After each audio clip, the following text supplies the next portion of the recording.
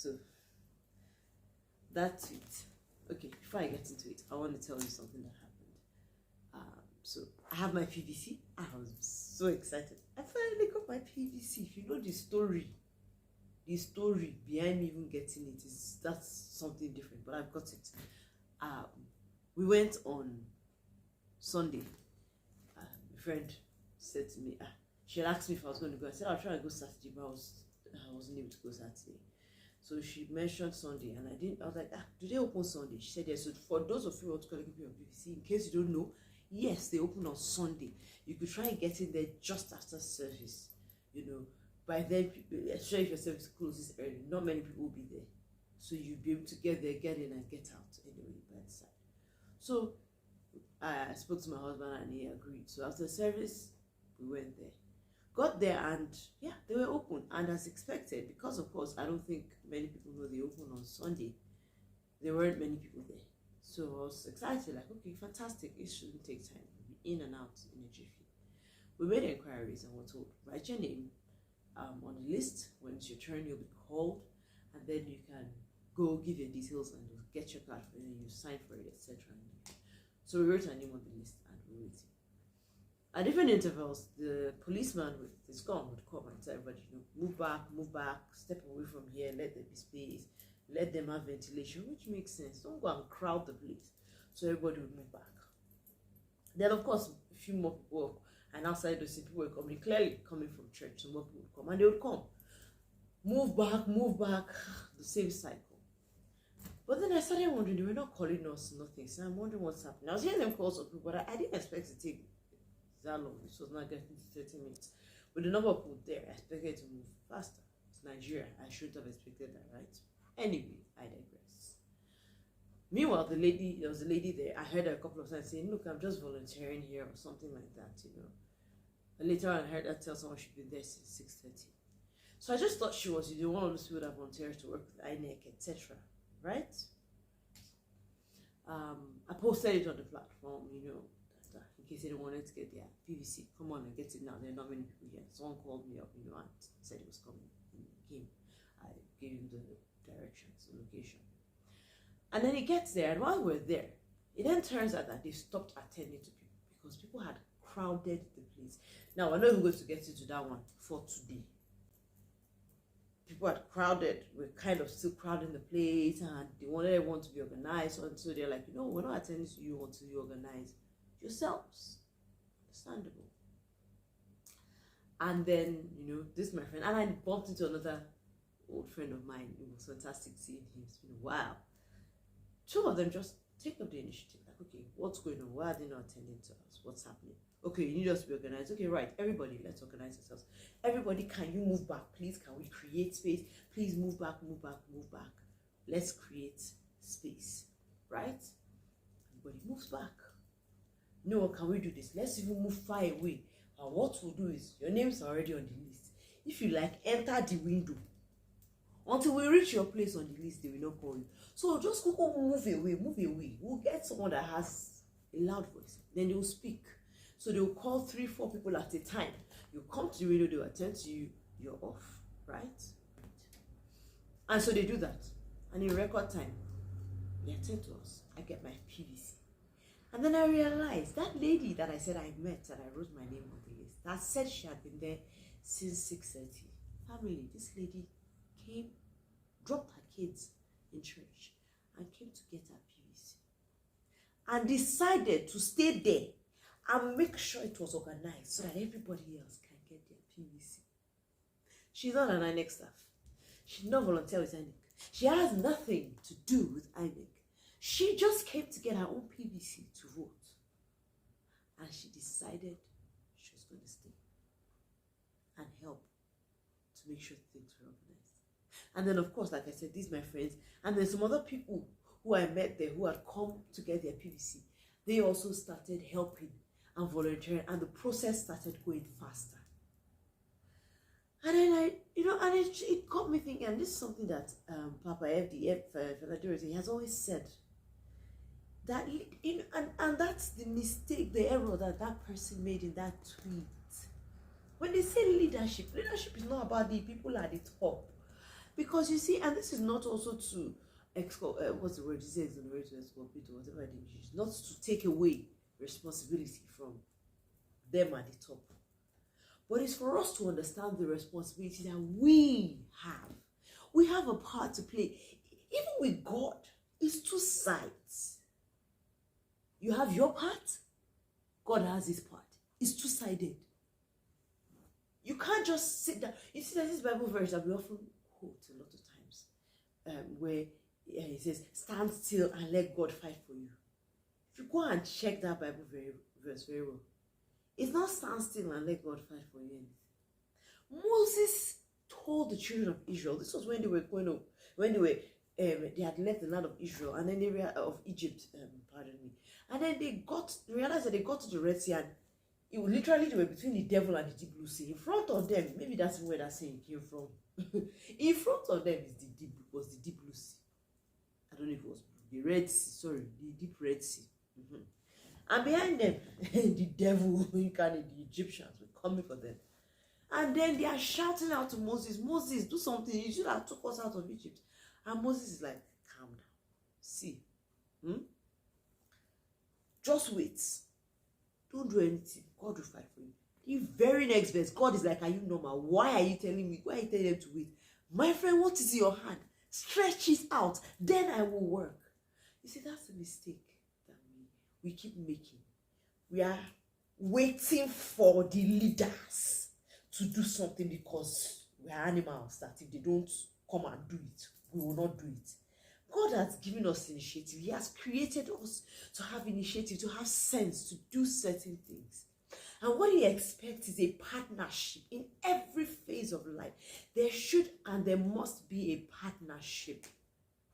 So you do your part, and then God, whoever else does their part. It is the same thing with governance. There's a partnership, and that's why there's the responsibility of the citizens, and then there's responsibility of government. Because you see, Buhari can come, or Peter Obi can come, or Atiku can come, or Emilio can come with their fantastic ideas. But there's only so much they can do. They can come and put in laws, and they can come and put in fantastic people at the helm of affairs. But there's only so much those people can do. Because if the people beneath them are not properly corralled and they decide to frustrate them, they will frustrate. Every means of frustration. Very typical example. A true story I heard of someone that was, and I'm trying to just not make the video too long, but it's very long, sorry. The person was trying to get a deal out of a government agency. And so he goes and submits his documents, his proposal.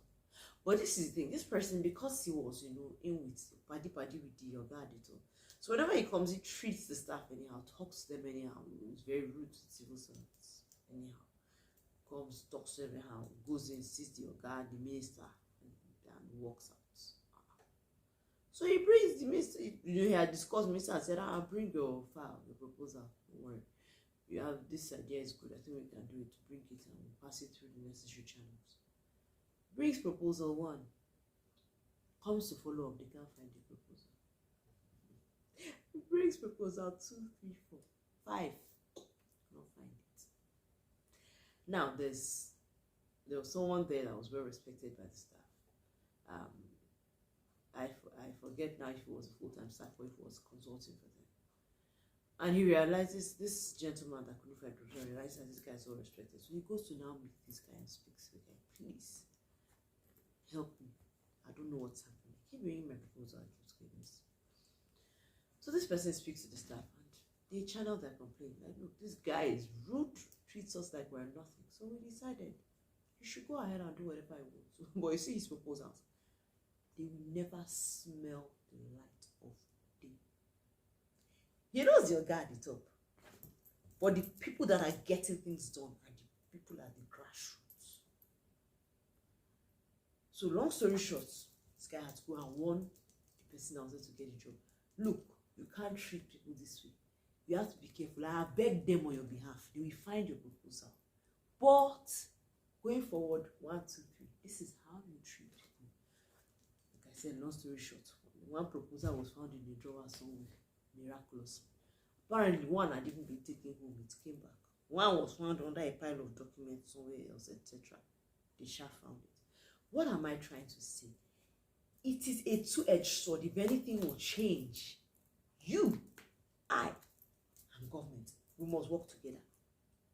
We cannot sit down and be complaining that look at what government is doing, and yet you go to buy fuel and they say there is fuel scarcity, and the fuel attendant is there charging you extra to get fuel in a jerry can to put in your car, in your generator.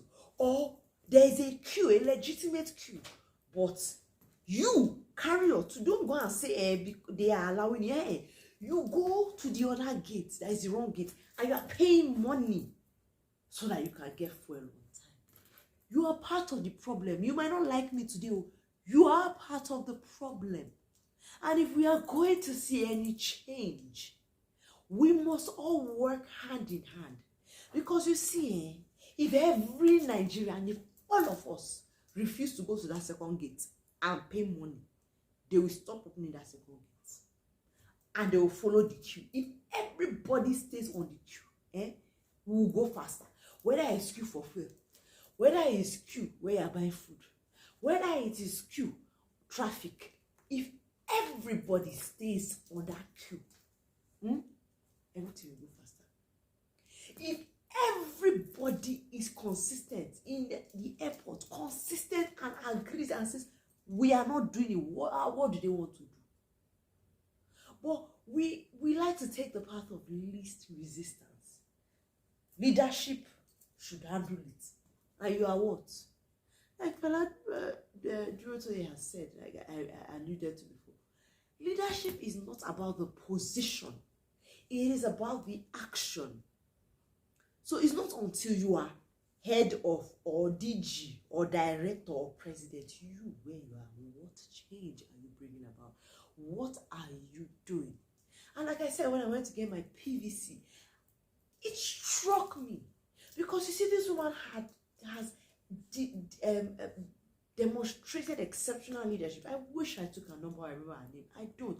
But from the bottom of my heart, ma'am, thank you. Because of you, I got my PVC. Guess what? I get to vote. And if enough of us are able to vote, we get the right person in. Then when that right person is in up there, all of us down here, let's all do our part.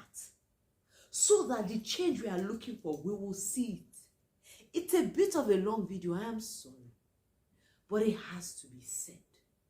If we are going to see any change, we must all mobilize together. The Bible says it. Go to the ant, thou sluggard. Consider her ways and be wise. Yes, I can recite it because my father made me know it. Oh, who having what? No ruler or overseer, yet gathers her seed, gathers her food in the summer and stores it up for winter. Why is she able to do that? They work together as an army. They come together. So yes, I believe they do have their queen or whatever in their colony. But the workers are out working together. So while the queen is doing whatever queen does, while the queen is queening, the workers are working. And so they get things done. And you see their anthill that is so strong, that is so difficult to demolish or to destroy. Why? They are working together. They are not setting their bomb down and waiting on the queen to do. The queen cannot do everything. You have to get out. You have to do your own bit. Let's stop being lazy and let's start taking action. You plus me plus God. That's when we'll see the change we are seeking. I'll stop here for now. Probably talk a bit more later. But let me not make it too long again. But really, it got me thinking. There's so much that we have to do. But it first starts off with all of us taking responsibility.